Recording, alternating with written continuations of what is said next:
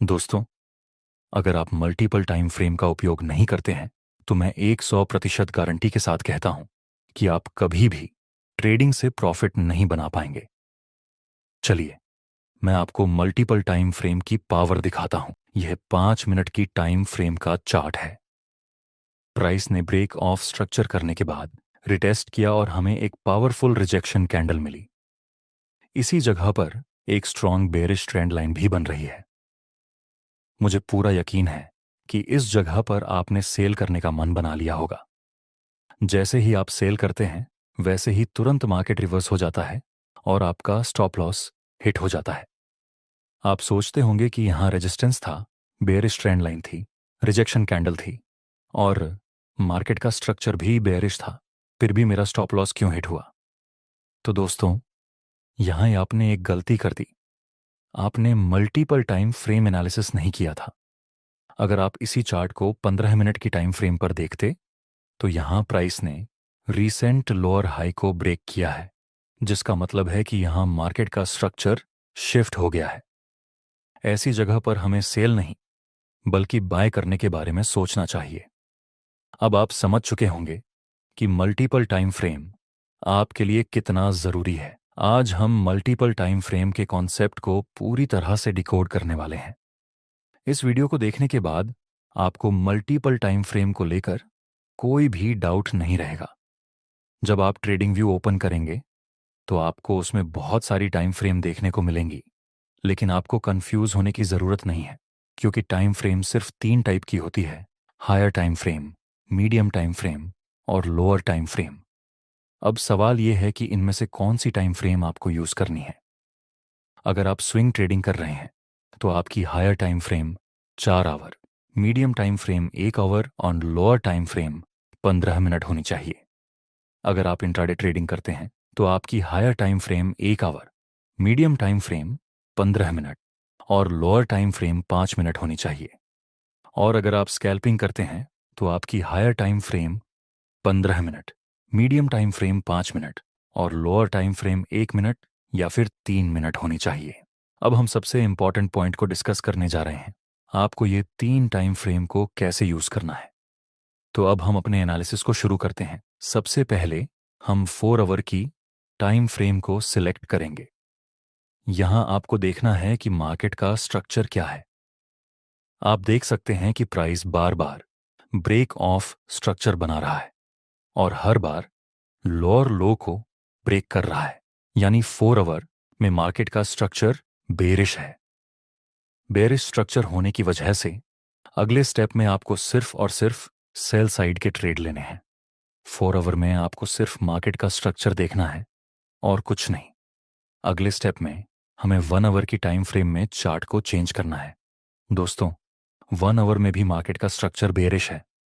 इसी time frame में आपको liquidity zone, point of interest, supply और डिमांड जोन जैसे सभी लेवल्स को आइडेंटिफाई करना है। इस पॉइंट पर मैक्सिमम रिटेलर ने सेल किया होगा, जिनके स्टॉप लॉस इस लेवल के ऊपर होंगे, तो इस प्राइस लेवल पर मैक्सिमम लिक्विडिटी होगी।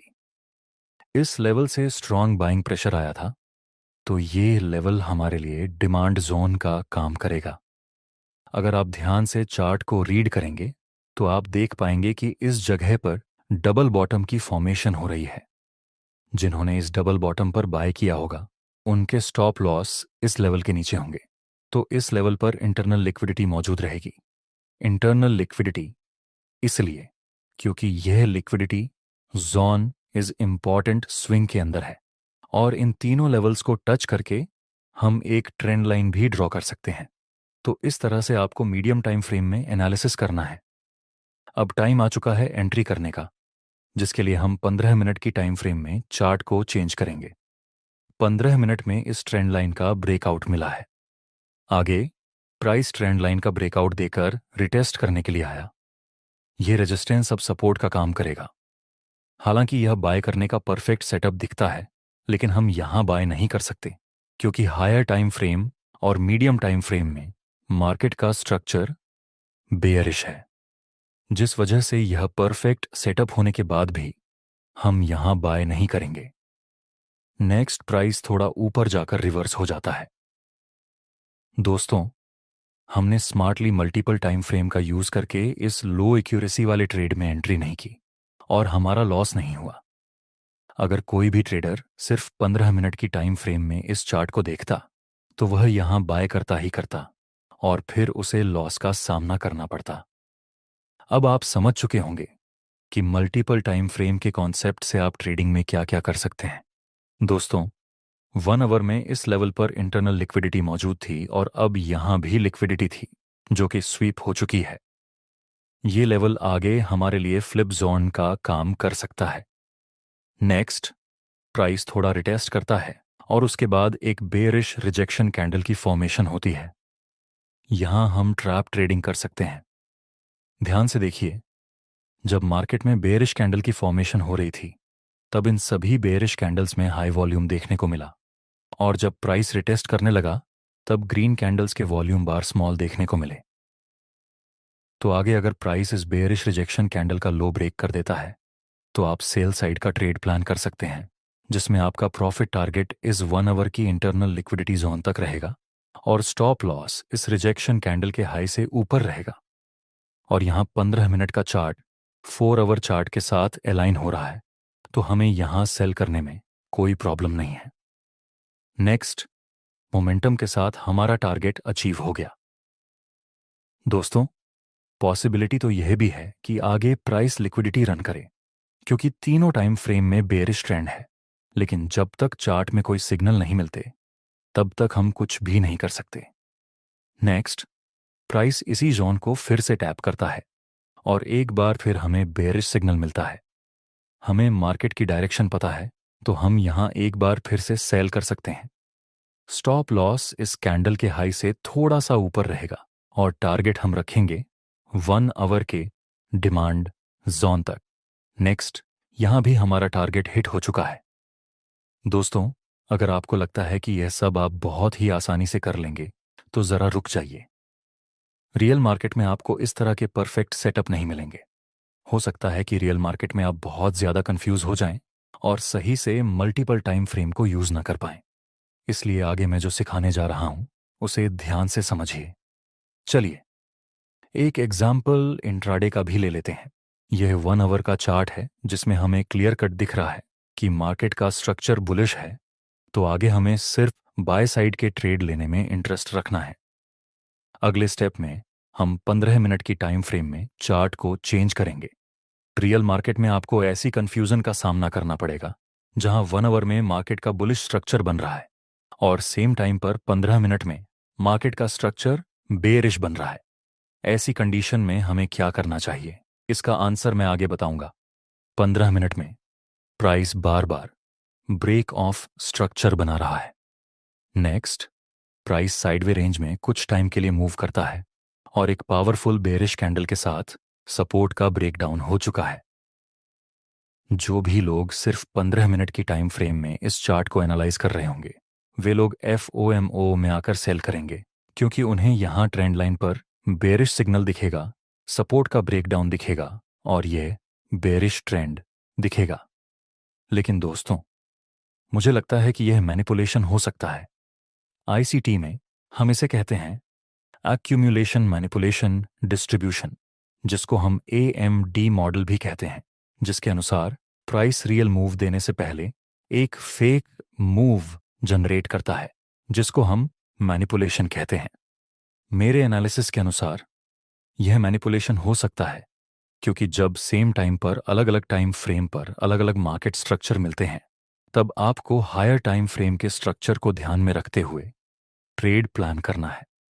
मतलब 1 आवर में अपर ट्रेंड है और 15 मिनट में डाउन ट्रेंड है, तो हमें 1 आवर की टाइम फ्रेम के स्ट्रक्चर को ज्यादा महत्व देना है। इसलिए हम वेट करेंगे कि यह 15 मिनट का स्ट्रक्चर शिफ्ट हो जाए। नेक्स्ट, बेरिश ट्रेंड लाइन का ब्रेकआउट मिला और आखिर में लोअर हाई का भी ब्रेकआउट मिला, जिसके साथ सभी सेलर्स की लिक्विडिटी स्वीप हो चुकी है और मार्केट शिफ्ट भी हो चुका है। तो अब हम बाय साइड की एंट्री कर सकते हैं। अब हम 5 मिनट का चार्ट शिफ्ट करेंगे। दोस्तों, 1 आवर में बुलिश स्ट्रक्चर है, 15 मिनट में भी बुलिश स्ट्रक्चर है और 5 मिनट में भी बुलिश स्ट्रक्चर है। इसका मतलब यह बिल्कुल नहीं है कि हम कहीं भी रैंडम जगह पर ट्रेड करने लगें। हमें वेट करना चाहिए कि प्राइस कोई अच्छा सा सेटअप बनाए, उसके बाद ही हम ट्रेड में एंट्री कर सकते हैं। नेक्स्ट, प्राइस हायर हाई और हायर लो के स्ट्रक्चर में मूव करता है और फिर यहां बैठे हुए सेलर्स की लिक्विडिटी को ग्रैब किया गया। दोस्तों, लिक्विडिटी ग्रैब होने के बाद दो चीजें हो सकती हैं। या तो आगे लिक्विडिटी स्वीप हो सकती है या फिर लिक्विडिटी रन हो सकती है। हमें देखना है कि आगे मार्केट किस तरह से रिएक्ट करता है। नेक्स्ट, प्राइस धीरे धीरे ऊपर जाता है और बाद में इसी लेवल पर बुलिश कैंडल का निर्माण हुआ। तीनों टाइम फ्रेम में मार्केट का स्ट्रक्चर बुलिश है और यहां सेलर्स की लिक्विडिटी भी स्वीप हुई है। तो अब हम यहां बाय साइड का ट्रेड प्लान कर सकते हैं। इसमें हमारा स्टॉप लॉस इस कैंडल के नीचे रहेगा और टारगेट के लिए हम 15 मिनट के हाई का यूज करेंगे, जो कि यहां पर है। नेक्स्ट, प्राइस फास्ट मूवमेंट के साथ ऊपर गया और इसके साथ हमारा एक अनुपात 2 का रिस्क रिवॉर्ड रेशियो अचीव हो गया। चलिए आगे देखते हैं कि इस चार्ट में क्या होता है। नेक्स्ट मूवमेंट में एक बुलिश और कंफर्मेशन कैंडल का सिग्नल मिला। आपको क्या लगता है, क्या आप यहां पर बाय करना पसंद करते? वीडियो को पॉज करके आंसर अपने दिमाग में रेडी रखें।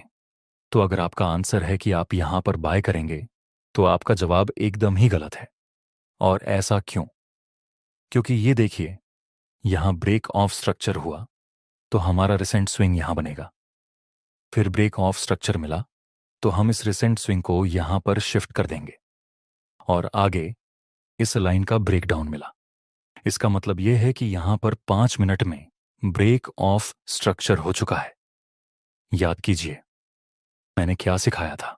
आपको हमेशा हायर टाइम फ्रेम के स्ट्रक्चर को ज्यादा महत्व देना है। 1 आवर में बुलिश स्ट्रक्चर है और 5 मिनट में बेयरिश स्ट्रक्चर शुरू हो चुका है। तो अब आपको 5 मिनट की टाइम फ्रेम में प्रॉपर स्ट्रक्चर शिफ्ट होने के बाद ही बाय साइड में ट्रेड करना चाहिए।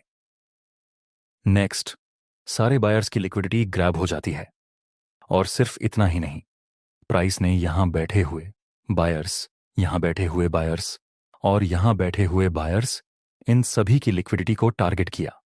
नेक्स्ट, प्राइस ने इस लोअर हाई को ब्रेक किया, जिसके साथ चेंज ऑफ कैरेक्टर हो गया। नेक्स्ट, प्राइस साइडवे हो जाता है और इस साइडवे रेंज का ब्रेकआउट भी मिलता है। 1 आवर, 15 मिनट और 5 मिनट, इन सभी टाइम फ्रेम में मार्केट का स्ट्रक्चर बुलिश है और फिर इस जगह पर हाई लेवल में बायर्स की लिक्विडिटी को कलेक्ट किया गया है। तो अब आप यहां पर बाय कर सकते हैं। SL इस लेवल के नीचे रहेगा और टारगेट इस लिक्विडिटी जोन तक रहेगा। नेक्स्ट, प्राइस अप डायरेक्शन में मूव करता है और हमारा टारगेट अचीव हो गया। अगर आपको लिक्विडिटी कॉन्सेप्ट के बारे में डीपली सीखना है तो आप हमारी यह वाली वीडियो देख सकते हैं और कमेंट में हमें ज़रूर बताइए कि आपको यह वीडियो कैसा लगा।